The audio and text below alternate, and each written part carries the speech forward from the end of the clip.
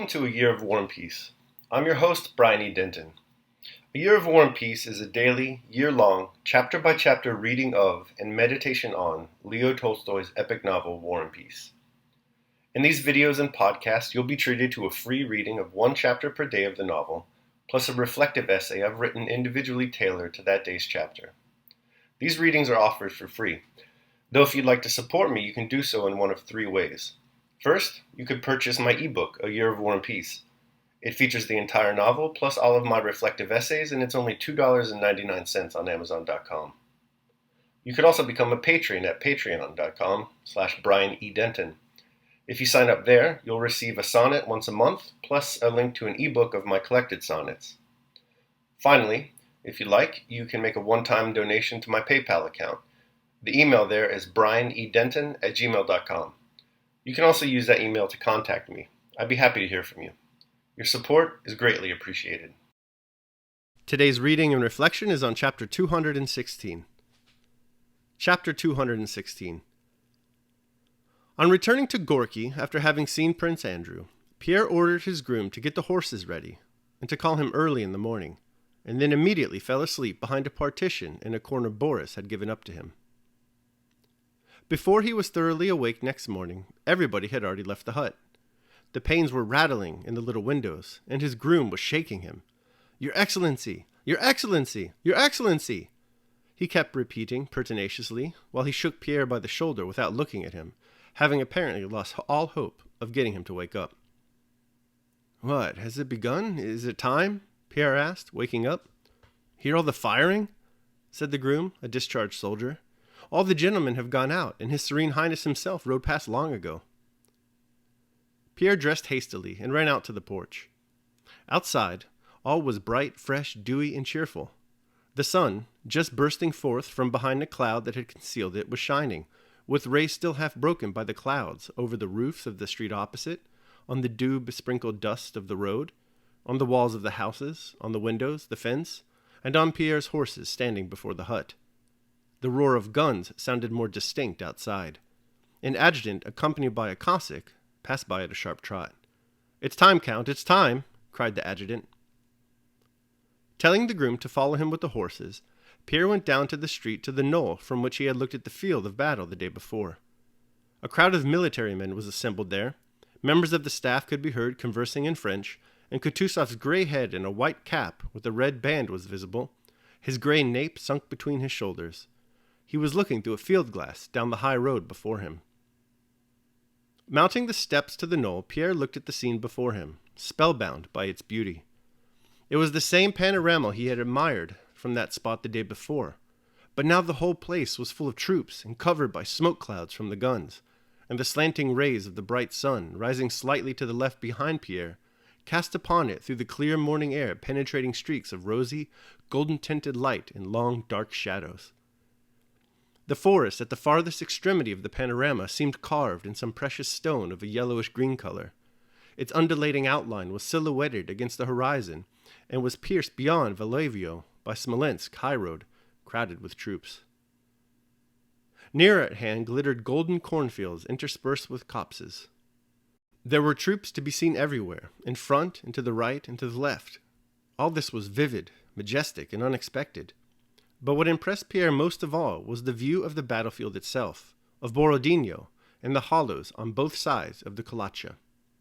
Above the Kolocha and Borodino, and on both sides of it, especially to the left, where the Vonya, flowing between its marshy banks, falls into the Kolocha, a mist had spread, which seemed to melt, to dissolve, and to become translucent when the brilliant sun appeared, and magically colored and outlined everything.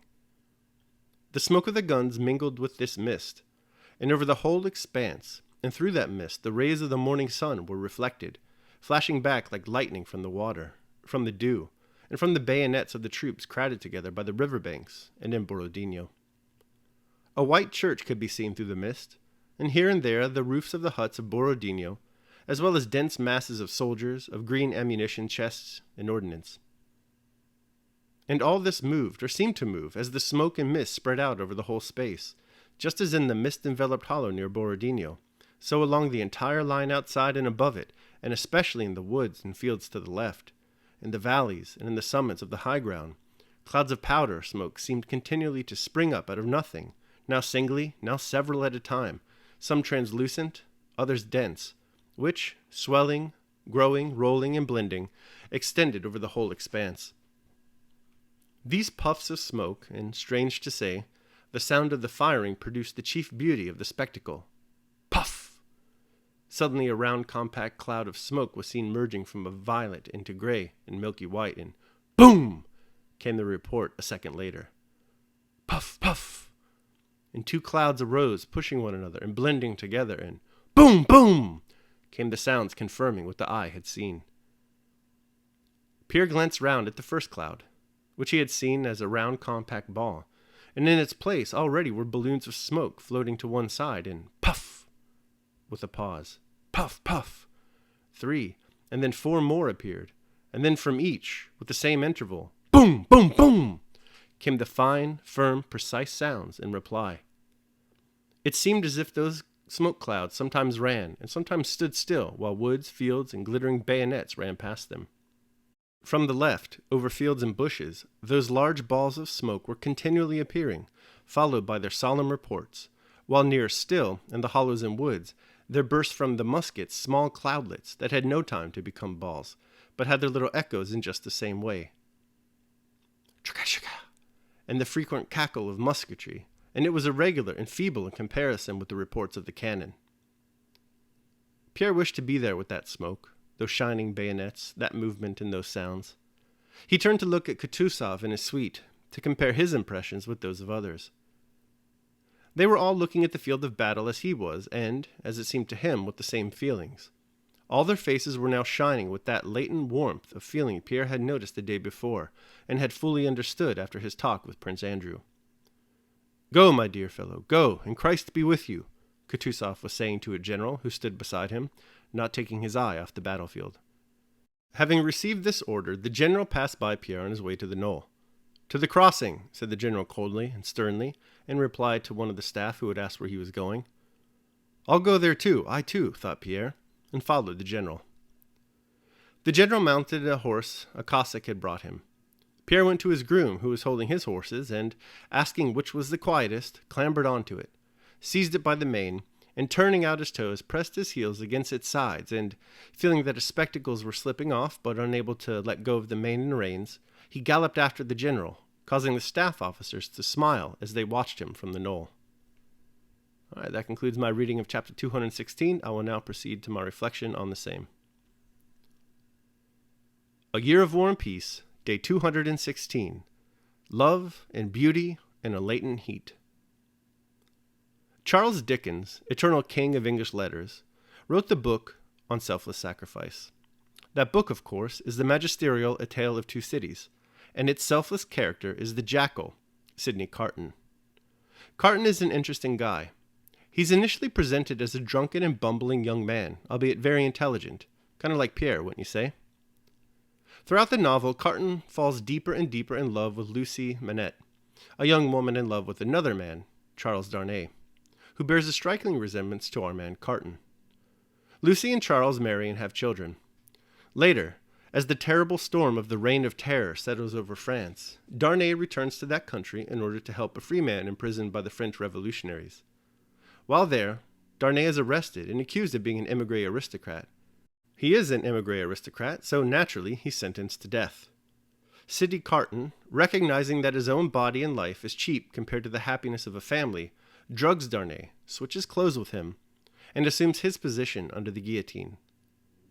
This sacrifice not only provides his beloved Lucy with the promise of a happy life, but also readers with one of the greatest sentences of self-sacrifice in English literature.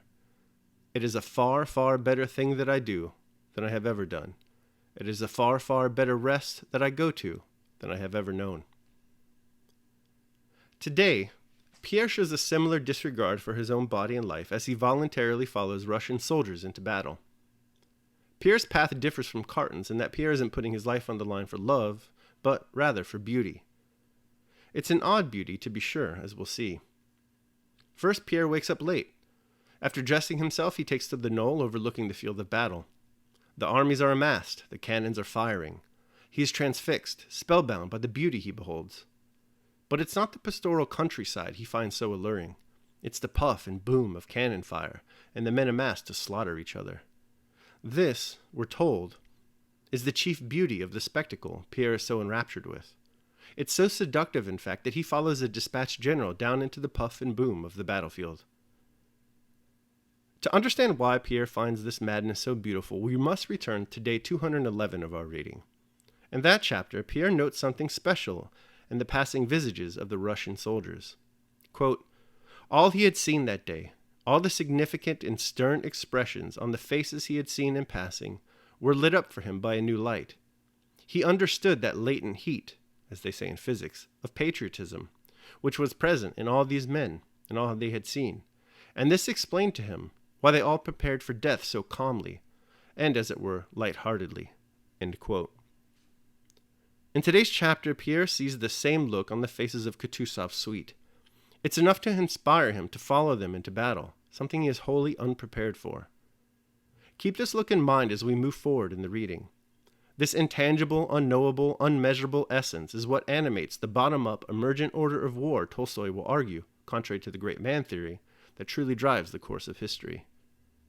For now, however, note the common denominator of self-sacrifice as practiced by Sidney Carton, Pierre Bezukhov, and the soldiers at Borodino. They each have their separate reasons for doing what they do, but they all share the common trait of valuing their own bodies and lives less than something greater than themselves.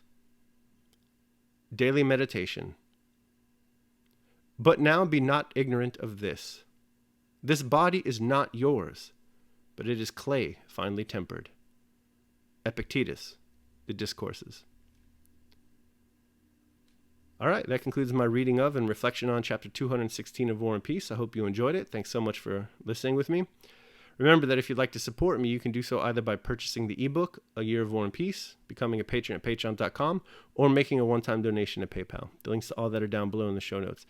Tomorrow, we're going to be reading and reflecting on chapter 217. I hope you'll join me. Until then, take care of yourselves and others.